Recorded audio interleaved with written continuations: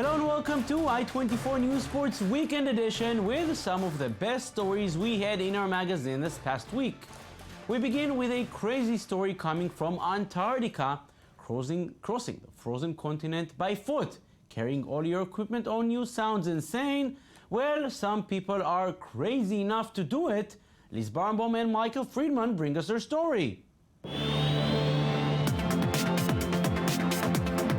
This was an expedition of a lifetime, traveling more than 2,000 kilometers in 73 days with temperatures sometimes verging on negative 50 degrees. A French couple decided to undertake the longest ski unassisted crossing of Antarctica. Stephanie and Jeremiah Jiquel collected more than 8,000 euros for the Associated Petits Princess, an organization whose purpose is to make dreams of children and adolescents with serious diseases come true. The two also answered questions from students during their journey, as it is such a rarity for one to experience the great Antarctica. We never sought isolation. We were confronted with an infinite silence, with infinite space, which was magical, magnificent. We saw landscapes which were immense, but we were not looking for this isolation. We really wanted to share an adventure to make a little bit more accessible this continent that is so inaccessible. Jeremiah's wife was especially amazed by the nature and feeling in the outdoors. This quiet continent left her truly in a state of peace and thinking about the wonders of the world. In Antarctica, I became aware of the vastness of our land, to the point that I felt no longer on Earth at times. Because it is huge, there's no noise. The wind does not sound contrary to popular belief. The wind makes noise, but we make no noise. If not for the cold and extremely far distance, we can see for hundreds of miles. But a challenge like this is truly demanding and it is not easy to complete. With frostbite, a virus, a broken tent, and other challenges along the way, the two had to really push hard throughout and keep their morale high. It was quite hard early in the expedition. I was wondering if I could make the number of miles required per day and complete the crossing on time. It was mostly my doubt that I couldn't do the number of kilometers each day. Then after a week it was better, and then we had more doubt to whether we would finish. Jeremiah and Stephanie Jiquel have achieved something truly special. This unique journey was an unimaginable adventure, something they'll remember forever. The civil war in Syria is having a brutal effect on all aspects of life in the country, and sport is no exception. Local leagues are mostly suspended and the players are left unemployed, looking for activities to fill their time, sometimes finding them on the wrong side of life. Such is the story of Abdello Sarut, a former goalkeeper who joined the ranks of the Syrian rebels. Now he has turned into a jihadist. His life as a popular sports hero is long gone. Liz Barnbaum and Michael Friedman with a story.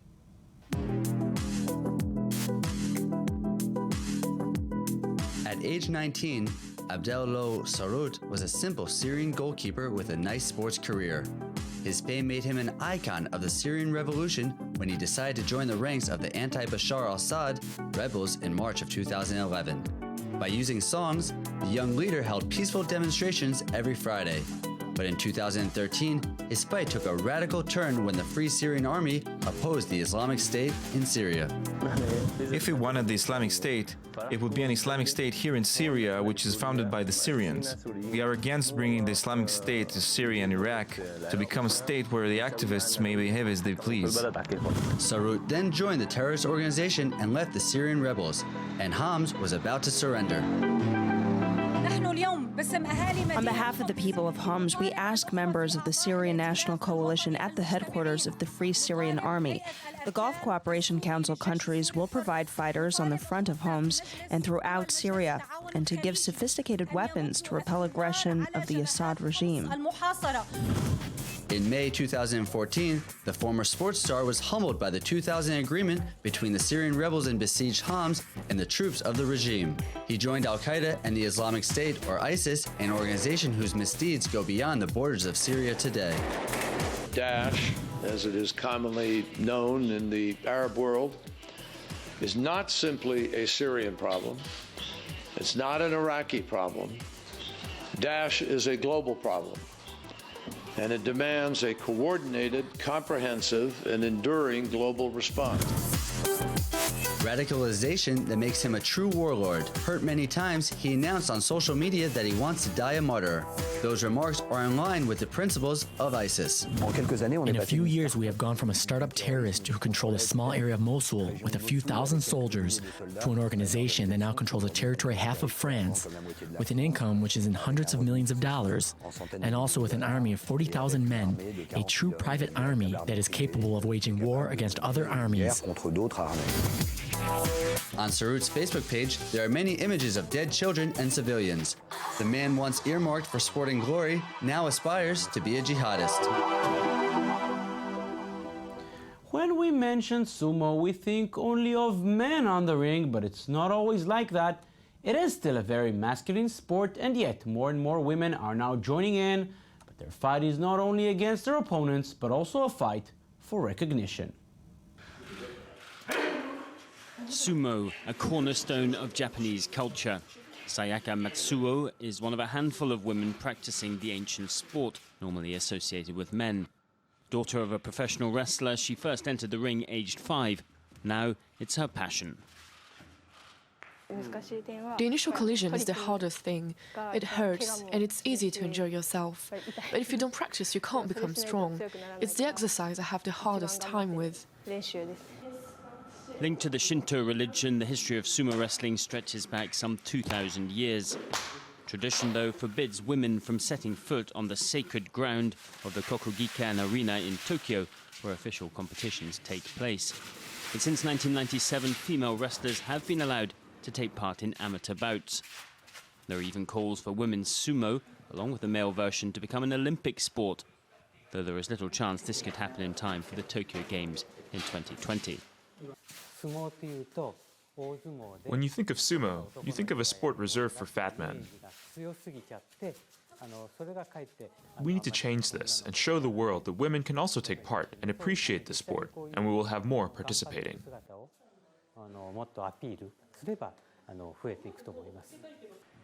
A recent recruit is Anna Fujita. She started sumo 2 years ago and hasn't looked back since.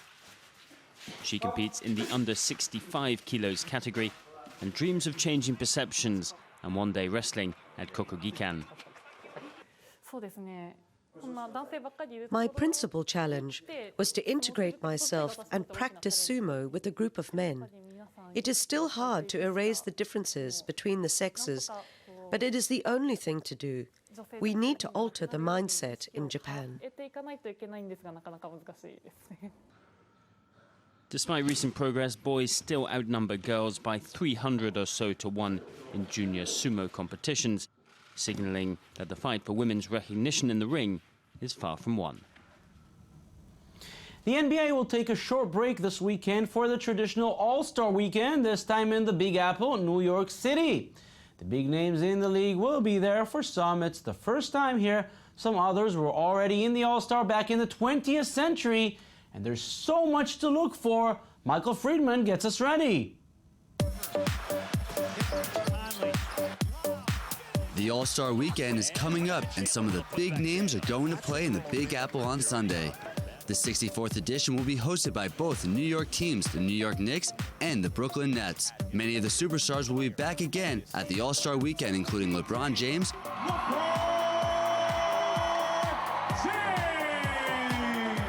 there's also Carmelo Anthony and Kyrie Irving from the Eastern Conference. And from the West, we have the talented Stephen Curry, Chris Paul, and the famous Tony Parker stepping back onto the court. But the game is just one aspect of the weekend. Many events are held in the action-packed affair, including the three-point contest, the Celebrity All-Star Game, and the exciting Slam Dunk Contest. Fans will be going to New York and tuning in around their televisions in hope of witnessing a glimpse of magic. And for some of these players, it is the signature to a long and prosperous career. Tim Duncan will be playing in his 15th All-Star Weekend, joining Shaquille O'Neal and Kevin Garnett in the 15-time All-Star Club. Only Kareem Abdul-Jabbar has gone 19 times and Kobe Bryant with 17 appearances. As injuries are an inevitable part of the game, unfortunately some of the top players will be missing, including Kobe Bryant and Blake Griffin. Kobe has undergone shoulder surgery and will be out the rest of the season, while Griffin has a staph infection in his right elbow and will be sidelined at least through the All-Star break. Lillard out front. Millsap takes a seat. With those players out due to injury, young guns like Portland Trailblazers guard Damian Lillard have stepped in for the Western Conference team. This will be Lillard's second All-Star appearance, the player who has been a valuable asset to his Portland team. And with the playoffs in sight, each of the teams around the league will need to step up their game. The NBA break provides great entertainment and a time for the best players in the NBA to come together and show off their skills. For 6, another turnover. Brandon Knight with a throw. So what will this weekend of basketball bring? Surely big dunks, celebrities, and a whole lot of family fun. It's good. 2.4 on the clock. And we're joined now by Danny Swibel, our NBA analyst. Hi, Danny. Thank you for coming. How you doing today? Danny, there's something about New York that makes it fun. Two different places. That's the Barclays Center, the Madison Square Garden. That's things you don't even see in other big cities. It can be Chicago, it can be in LA. No place is like New York. It's bigger than anything. New York is where it's at. Madison Square Garden, the Garden. Everybody loves to play there. Jordan used to say how much he loved to play there. People sometimes have their career games in this stadium. The energy, the magnetism of this city. It's unparalleled. Even though the New York team are doing very poorly, the Knicks are definitely not winning. But people are still going to Madison Square Garden. It's still the 4th highest attendance in the league. And in addition to the NBA games, they also have NHL games, the Rangers, Billy Joel concerts. So it's definitely an exciting place to have an all-star game. Yeah, no and doubt. this is a sports city. We all know that. Let's speak a little bit about basketball. When you compare the conferences, Western Conference is stronger, no doubt about it. You can see it in the standings. And yet, you look at the team the Eastern Conference is putting up, it's not only LeBron James, it's Pau Gasol, it's Carmelo Anthony who's going to enjoy the home crowd, and it's all those guys from Atlanta who are having a great season. The East can put up a fight. The East is definitely a rising star, as I say this year. The West, you know, the West has everybody. We've been talking about the West all of last year as just being the dominant teams. When we looked at the East, we thought of LeBron. But yeah, this year you have Pau Gasol playing some of his best games of his life. When he was on the Lakers, he was a pretty good guy.